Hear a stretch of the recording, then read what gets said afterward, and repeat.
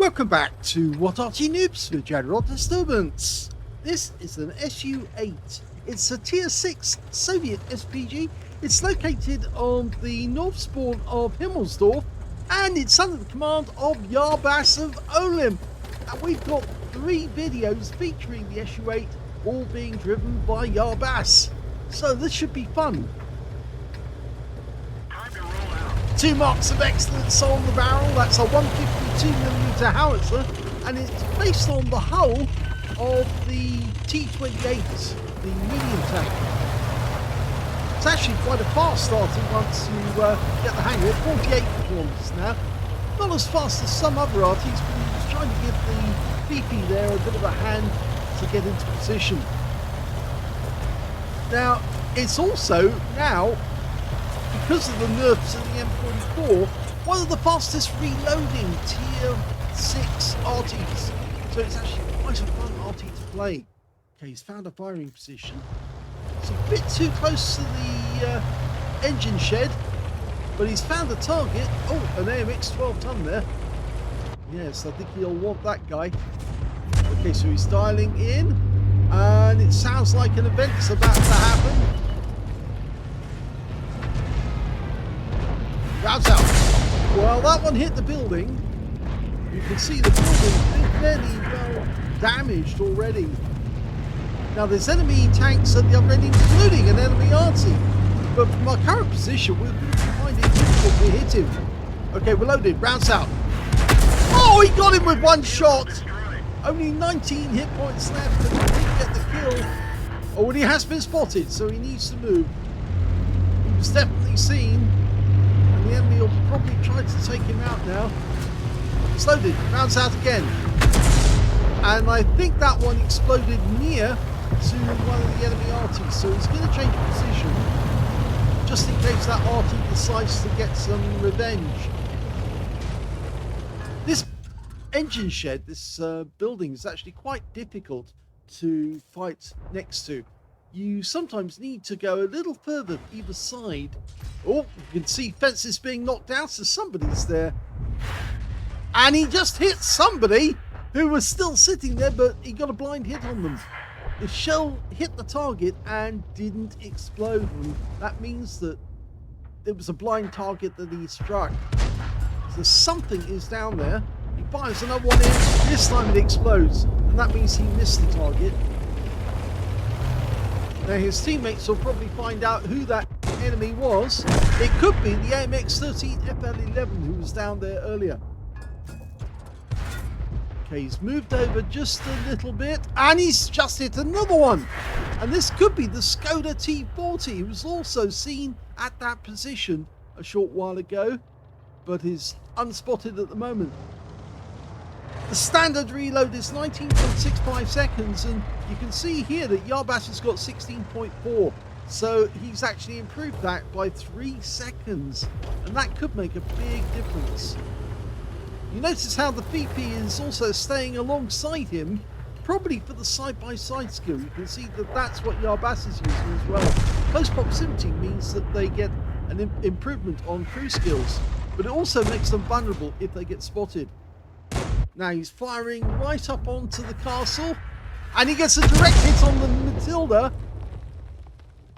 Didn't get any damage showing at all, but the shell disappeared, so you know that the Matilda was hit. And yes, there is an AMX FL11, but he's got full health, which means he wasn't the one that was hit earlier. But he has been hit now, and he's out the game, and that's our second kill. The first one being the SU-8. Now he can't hit the Holy 3, so he's going to have to change position again. Move. You can see that our fellow Arty is also having a go in that direction. There he is, the Holy 3.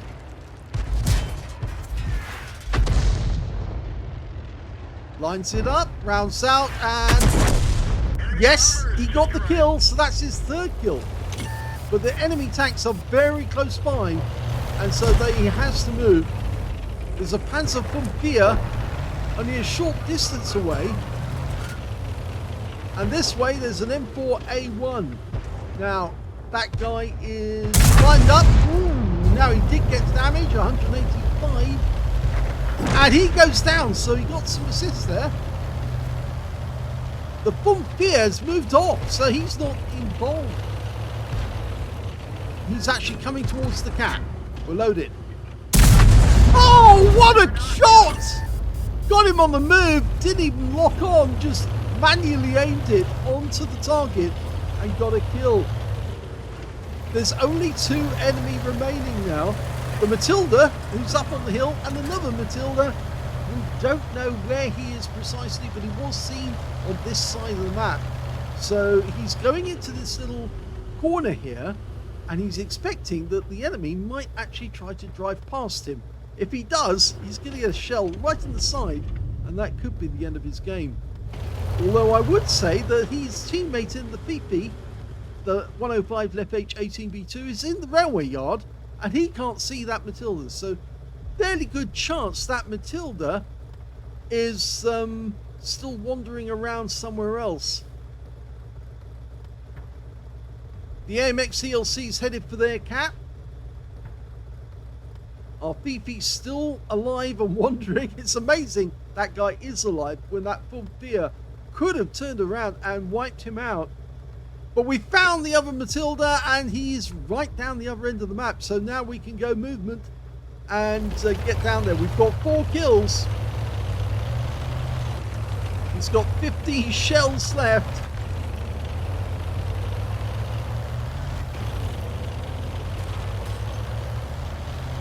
Might as well just drive straight down.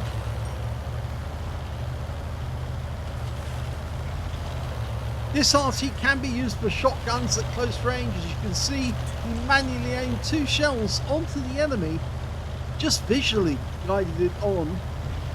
Now he's lining up a shot because I think he's going to try and fire directly into the enemy cap area. He's just seen the Matilda, but that was going for our cap, and he got killed by the Matilda Black Prince on our end.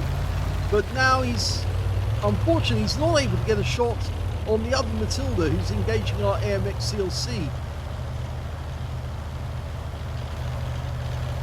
So he needs to go down to the other end of the railway yard, right at the base, and he should be able to hit the Matilda by lobbing the shell over the buildings. The only problem is going to be the church, because that might be in the way.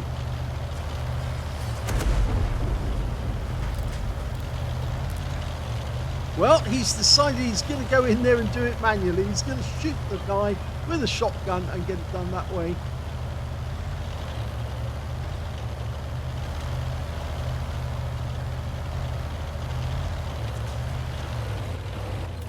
So now he's capping. In fact, there's 3 in the cap area. If the Matilda comes back to our cap area, he's going to get a warm reception. In fact, it looks like our Fifi's getting shredded. Yeah, unfortunately. I think he's playing with his prey, actually.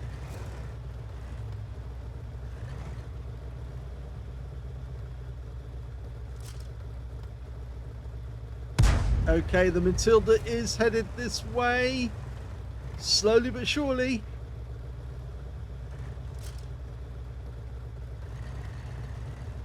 We're almost capped out. I think this is going to be a cap out, which is a bit of a mistake, really, because we could get a kill. In fact, there was a reset there briefly for a moment. And in fact, the ELC has been killed.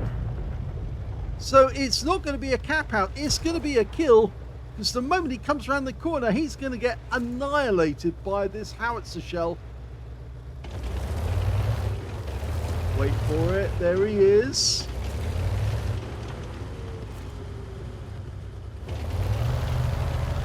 He wants to get a proximity spot there.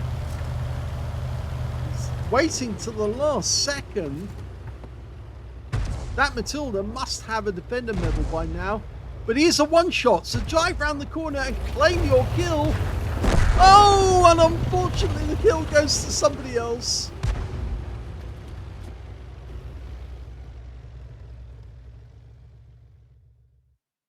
Happy New Year to everybody at Arty Noobs. This is the first battle by Yarbas He got a second-class tanker out of this game, as well as a fighter badge for getting at least 4 kills. He got 4 exactly.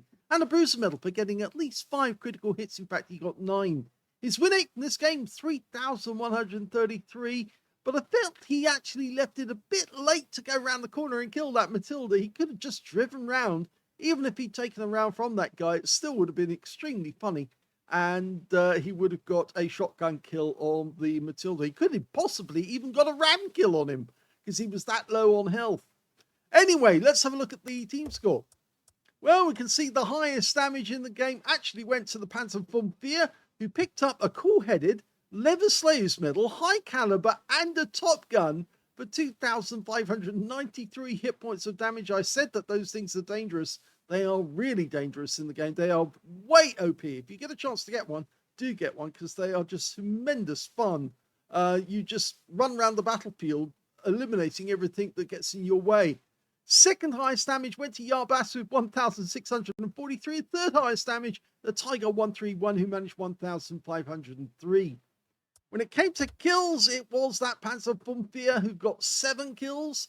4 kills went to Yarbas, 3 kills went to the VK3001P, the Matilda Black Prince, and that's it. And when it came to base XP, it's actually the von Vier who gets it. Even though he's on the losing team, he did so much damage, so many kills, he got 1,007 base. The only player to get over 1,000 on a losing team. And in second place, it's Yarbas with 804, followed by the VK3001P with 771. Yarbas fired 11 shots in the game, got 7 direct hits, 2 penetrating shots, and 6 splash. 1,643 hit points, of which 1,293 were at more than 300 meters. So, which ones did you think he actually penetrated? Well, I think it has to be the SU-8, because, of course, that was a direct hit. 19 hit points is all he got, but that's all he wrote, because I think it hit him directly, wiped him out. The other one, yes, it was the AMX-13 FL-11. Direct hit, 500 hit points in one shot. Went straight through the guy because he doesn't have much in the way of armor. He damaged 8 of the enemy, killed 4, did 202 hit points of stun assist off 4 stuns. He got 98 capture points and 1 defense points in the game. And he earned 56,343 credits profit from that battle, and also got 2,412 experience points out of it. So the first game is a reasonable one. I think Yarbas missed out on getting his 5th kill. Could easily have run around the corner and made that really funny by ram killing a Matilda. That would have been a laugh. Anyway, let's have a look at the second replay. The second replay is on the south spawn of Pilsen.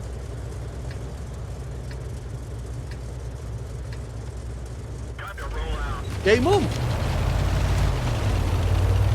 Well, 152mm howitzer capable of doing 550 alpha and 38mm of pen with 6.7 meters burst radius between 6.5 and 11 seconds of stun. This is the Arty that's basically taken over from the M44 as the fastest firing heavy caliber Arty. Of course, you do have a fast Arty in the FP304, but the shells, the 4.5-inch howitzer, is not exactly the same amount of damage, and of course that does not have stun. This does. Okay, he's gone straight to the aim. He's found a target. It's a VK2801-105. That's the premium version of the VK. Rounds out. Direct hit!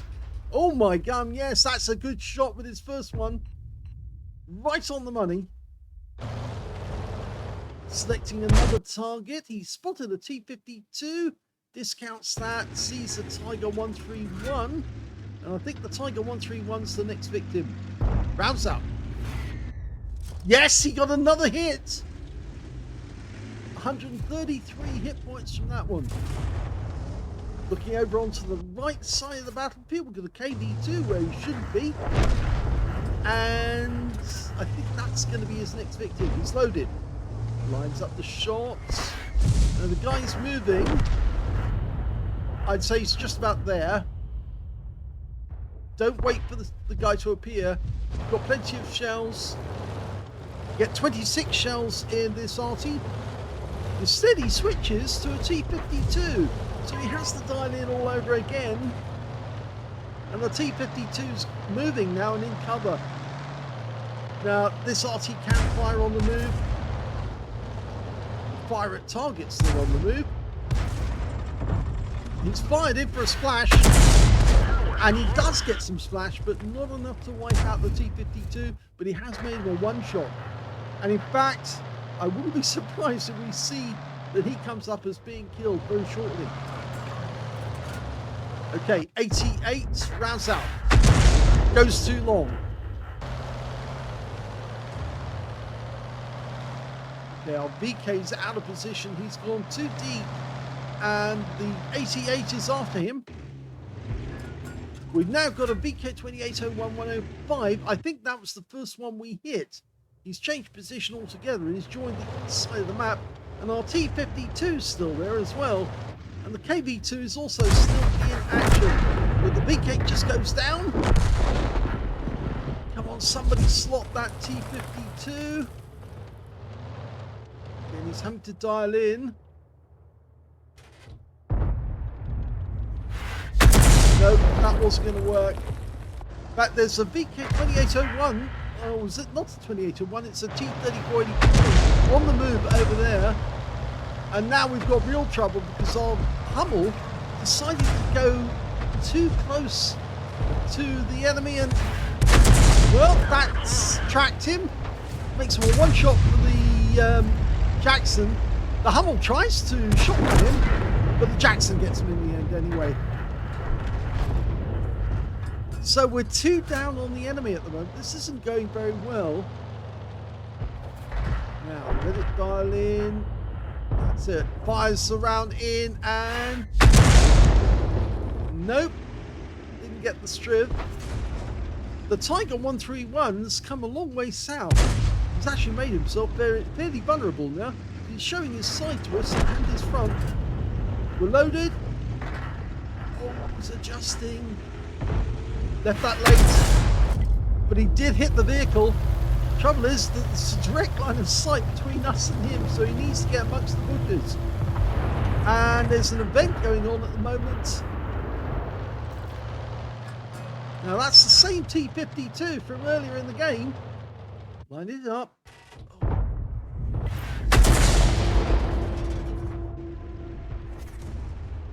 That Tiger 131 seems to be determined to come over to our side of the battlefield and sort us out. But I think we can probably take him out with, well, maybe at least 2 shots. That's the first one. 168, he goes down. So it was 2 shots. And we've got the choo-choo train in there. The enemy has one whole half of the battlefield. The east side of the map has been taken over by them. Not so good. We're down to just 4 vehicles. So it's going to take some doing to actually get us to win. Okay, there's that T-52 again. 7 hit points. So that's another kill. In fact, it's actually Yarbas's first kill of the game. Now he's spotted a box tank, and he's a one-shot. He's right up the other end of the battlefield, and I think he's using that bush for cover. And now he's dead. So that's a blind kill this time. Now the T-3485's heading in our direction. He's a one-shot as well. Will we be able to reload? Well, we don't need to because the Strib gets the kill instead. The enemy are being whittled down, but we're down to 3 now. Our VK3002, our Strib 74, and of course Yarbas. And the enemy Arty's firing on, unfortunately, our Strib. Okay, there's a Super Chappie and a Jagdpanzer Bier. In fact, he's been joined by that KV-2, the one we could have hit earlier, and they're together. So let's take them both out. Rounds out. Well, the Flat Panzer goes down, and that's 3 kills now for Yarbas. The Super Chappie goes out the game. The KV-2 goes out the game. There's only 4 left on the enemy team now. A Cromwell, a Strib 74, an ARL V39, and their Hummel. They are in bad shape.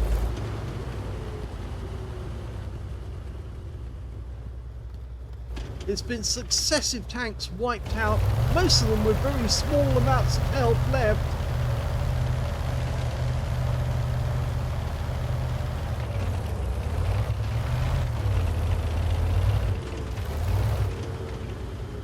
We're relying on the VK and the strip to spot for us at the moment.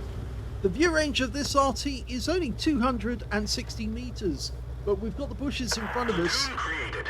And we've platooned with the Strip 74, so there's a potential brothers in arms if we both stay alive.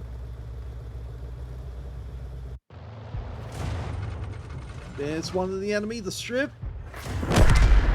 He's gone to the VK. A player has joined the platoon.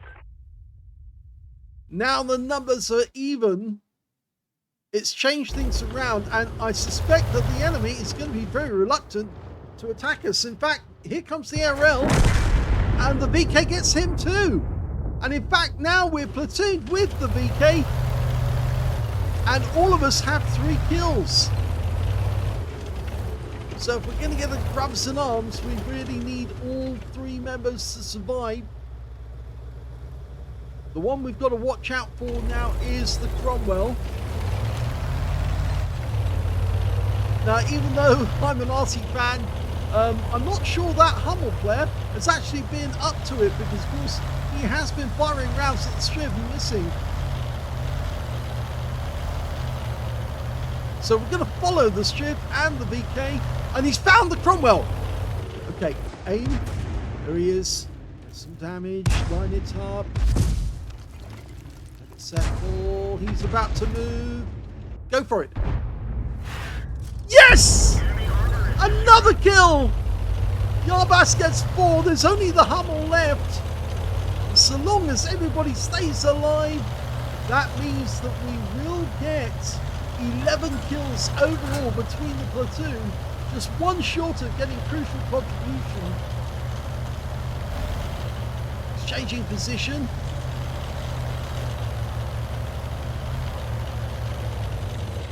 Okay. VK's heading straight north. The strip is over to the other side in the coal yard. Now, it's very possible that the Hummel actually did go to the east of the map.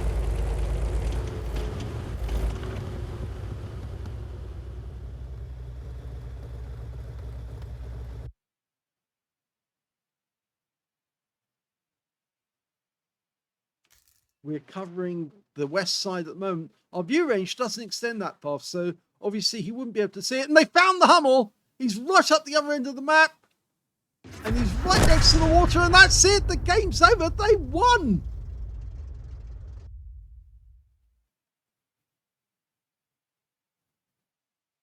Well, that was very much an against the odds win. That was the second-class tanker for Yarbas of OLIMP in the SU-8.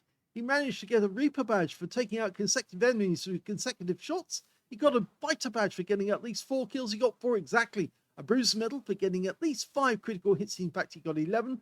And he got the Brothers in Arms because all the members of the platoon managed to get over 3 kills in that game. His win rate was 2,174, which is very good indeed.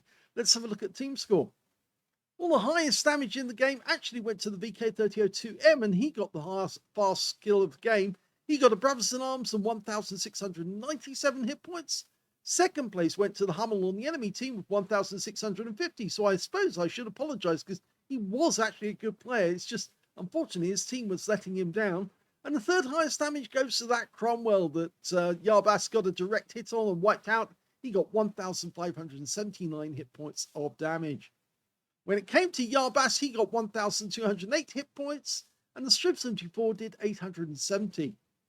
When it came to kills, Yarbas and the Strip 74 both managed 4 kills apiece. 3 kills went to the VK3002M, and nobody on the enemy team managed to get more than 2 kills. When it came to base XP, it was the VK who came out on top. 1,164 went to him. 814 went to Yarbas, 618 went to the Strip 74. So only one player managed to get over 1,000 base, but he was in the platoon. He fired 14 rounds. That's a decent amount. 7 direct hits, 12 splash, 1,208 hit points, of which 1,201 were at more than 300 meters. The close one was the T-52, who was running straight towards him at the time, went under 300 meters, but he still nailed the guy for 7 hit points. 9 enemy vehicles were damaged, 4 were killed. He got 371 hit points of stun assist of 8 stuns, and he got 13 defense points when he reset the cap. On a premium count, he actually made a loss of 1,987 credits in that, because of course he had to pay for consumables at full price, and they're half price at the moment, so do go out there and buy as many as you can. 3,663 experience points out of that one as well. That was a very good game, that was, because they were so far behind. It didn't look likely that they were going to win. It was going to be a last stand over in the corner. But no, it all worked out okay in the end. And I think it was down to the fact that Yarbas was hitting them earlier in the game, but stripping most of their hit points away and just leaving them on a couple, so that the next time they were hit, it took them off the out of the game straight back to the garage. So that's the end of the second game. Let's have a look at the third one. The third replay is on the Malinovka map and on the North Spawn. Let's get this show on the road. Game on. And you can see it's a Hummel with the top gun there, and he's moving away to a different firing position, so presumably he's not using side by side.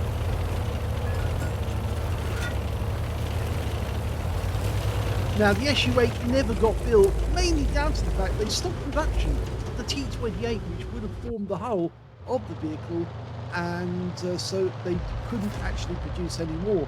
Most T-28s were wiped out by the Germans during the war, and if they weren't wiped out by the Germans, then very few of them remain, and there are some in museums, some in Russia, and also in Finland, I believe, as well. I think they have a T-28. Okay, he's changed position again.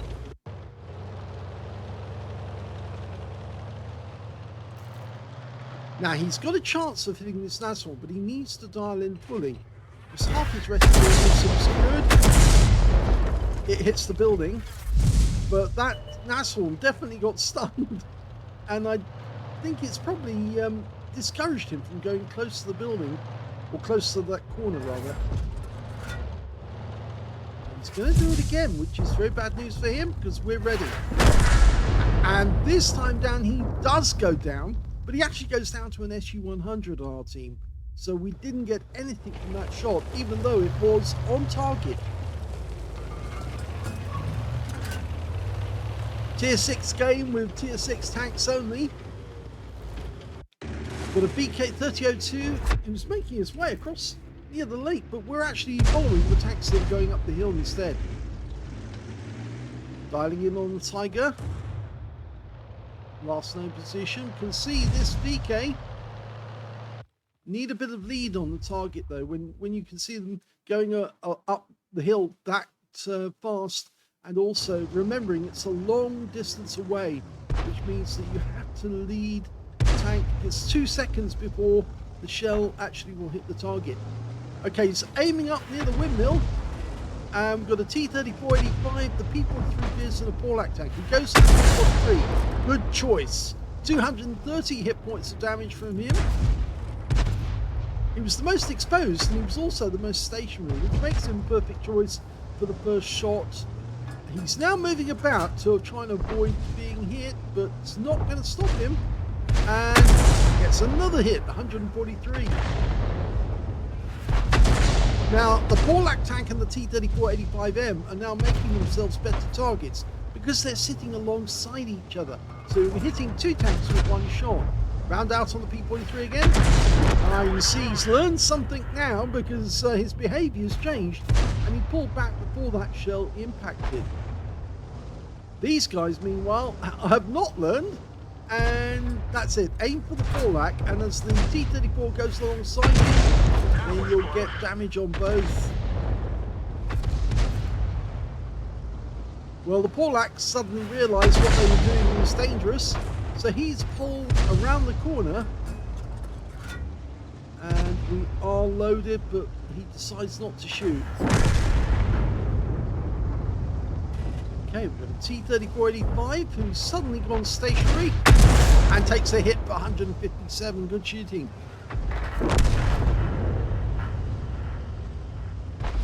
The other T-3485M's had enough. In fact, he's going around to try and go down the next level. So we're going to try and get a shot, but we're trying to get the shell up over the top of the windmill, and it's not working. So we switch back to the Polak tank.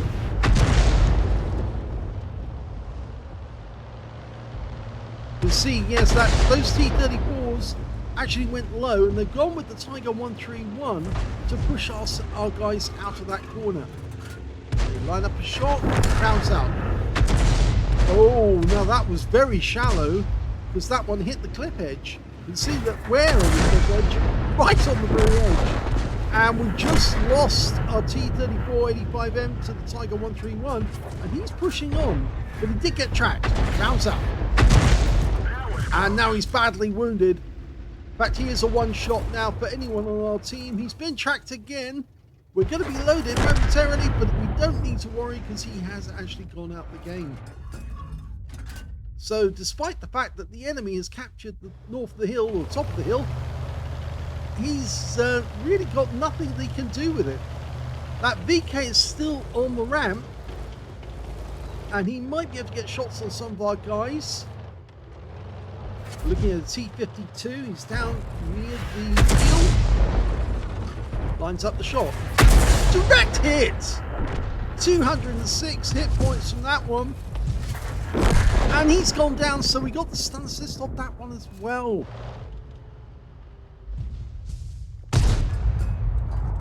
Okay, the Birzer looks a good target. It's going to take a little while to dial in.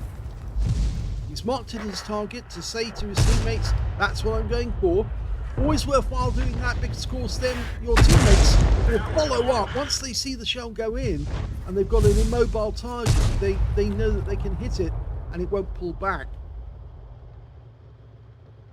He's going to fix that track any second. Rounds out again. Lands the other side of him this time. And I think it damaged the tracks on the other side.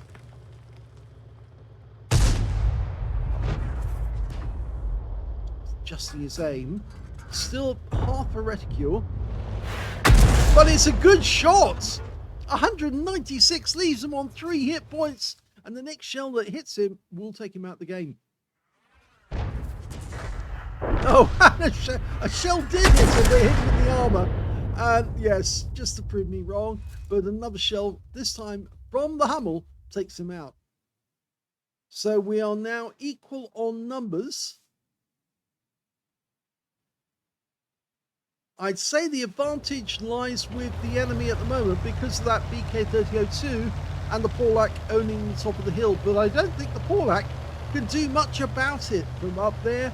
And in fact, I suspect he will abandon the hill and come back down the other side rather than try and come down this side and get wiped out as he does.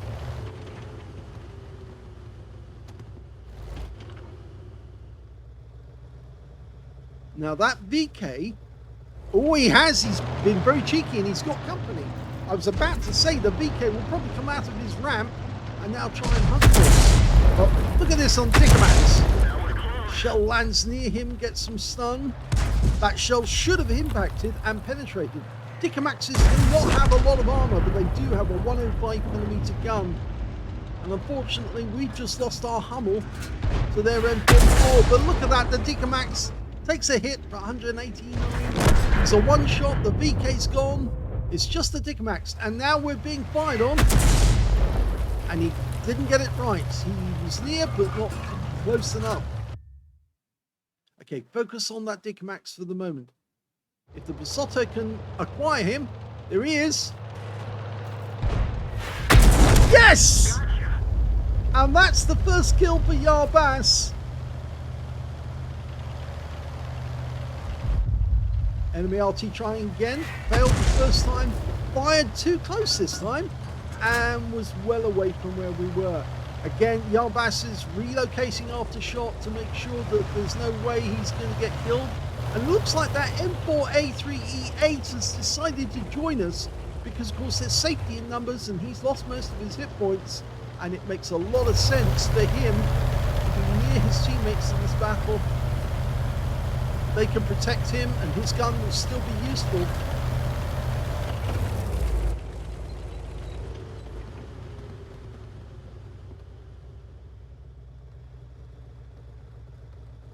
I wonder if he's actually typing something at the moment. Yes, he was. Actually, no, that was his mark when he marked the target for the buzzer. Well, interestingly, the VK3002M and the EZ8 are both going up the hill to look for that Polak. And that's not a good move. Ideally, they should stay and pull back. I think they are spotting for us, which is one thing. But chances are, if the Polak is still up there, then they might become easy meat for him. He's still got lots of health. Moving to support you. Well, he's telling the VK that he's going to support him if they do spot anything. Thanks a lot. And they like that. Confirmed. So all they've got to do is spot something for us, and we'll try and deal with it. They get the spotting assist. Always nice to have communications with your teammates during battle, and it's so easy to do that. Just with the T key, you can actually point out to your teammates, that's what I want to kill. And if they know that you're going to hit it, they'll wait for your shell to go in, and as soon as it's gone in, they'll hit an immobilized tank because they know it's easy meat. Okay, they're both going down the hill fast. So the enemy has pulled back towards their cap area. Okay, there's the first one, the Polak. Okay, lined up the shot, rounds out, VK dies. But we do get some hit points on the Polak. I did say that the Polak would probably fall back down the hill the other side, and he did do that. The M4A3, I think he was encouraged to go up the hill with the VK. Our SU-100 is now making another move over on the other side of the battlefield next to the lakeside. Now the enemy team supposedly have their SU-100 and their Strip 74 in that area. So this could be difficult for him to cross that field. Of course, you can't go into the water too soon, because if you do, chances are you are going to get drowned. 5 shells to go. The Striv has been located. Quickly switch to that side of the battlefield. Now, this is quite a small little medium tank, and therefore, actually being based as it is on the M41, oh, we lost the SU-100, taken out by their enemy Arty, the Hummel. Yes, of course, the Striv 74 is a modification of the M41 Swedish tank. Of course, it does have a better turret and a better gun. I think we need to get closer to the enemy now.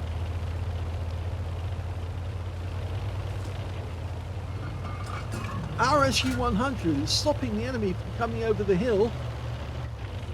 The Basotto is basically just on the lookout, and our M4A3E8, after making his way up the hill and seeing the VK die, has come all the way back and is now hiding by the lakes. He could actually do a lot of help for us if he was to go down to where the SU-100 was and just spot, not actually fire, just spot. There's the Polak, rounds out. Into the last 2 minutes. 2 shells left. We're running short. The Polak goes. That means there's only 3 left on the enemy team. We need to get closer to the enemy. I'm just going to go over the top of the hill. I wouldn't advise going all the way up because it's time consuming. Just pick the lower level and move across. The SU-100 is going to be in the same area. I think he wants to go up the hill because, of course, he'll get a bit of protection. But it's time consuming, plus, of course, he's not really changing the range on the enemy. He could go across the lower level, but he wants to go the entire way up. I would have gone straight across the field down below the cliff to cut across and get much closer to the enemy. Coming up to the last minute. That's it, the last minute. 2 shells to go. We're going to get both of those shells off if we've got a target to fire at. And we have! Okay, right, well, go for the Hummel, because it's the easiest one for you to do. We've just lost, or the enemy just lost their M44. Rounds out. Oh, no. Yes, it was the enemy M44. We missed the Hummel. The Hummel goes down. There's just the SU-100 left on the enemy team. We've got 30 seconds. We're reloading. We need to make this a really accurate shot. He fires. Oh, he gets a wipeout. Last shell wins the game.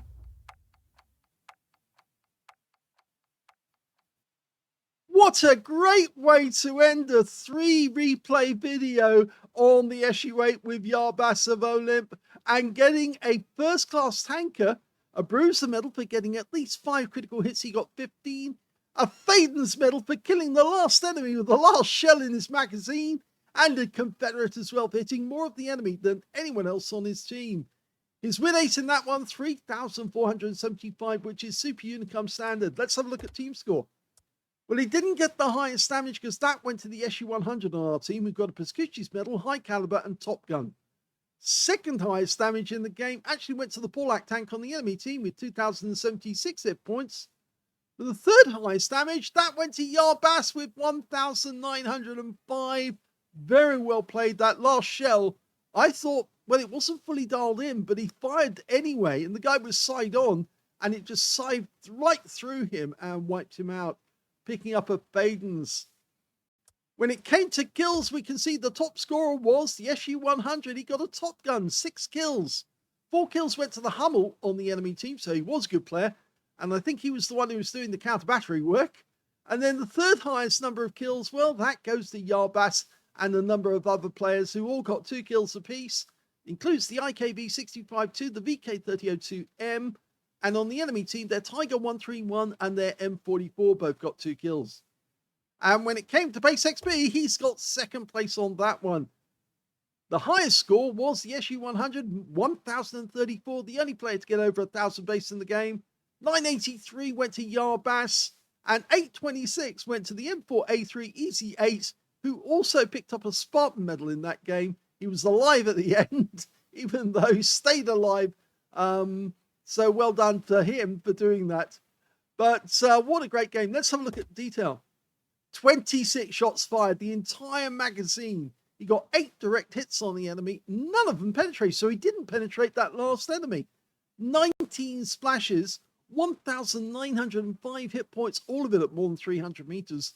Damaged 11 of the enemy, killed 2, and he got 3 hit points of damage assistance and 900 of stun assist off 17 stuns. On a premium count, he actually made a profit of 49,495 credits for the game. And he also took away 4,276 experience points out of it as well. That was a really good battle, that one. Right down to the wire as well. So, yes, it could have gone to a draw if that guy managed to stay alive just a little while longer. The SU-100 is actually quite a good tank based on the T-34. But with that bigger gun, of course, and of course the fact that it can carry the 122mm. But yes, to nail him in the side with your last round of ammunition, that was a sweet and fitting end to this. So well done to Yarbas of OLIMP. If you enjoyed those replays, please give this video a like, do subscribe to our channel, leave a little comment down below because it feeds the algorithm, and thank you for watching.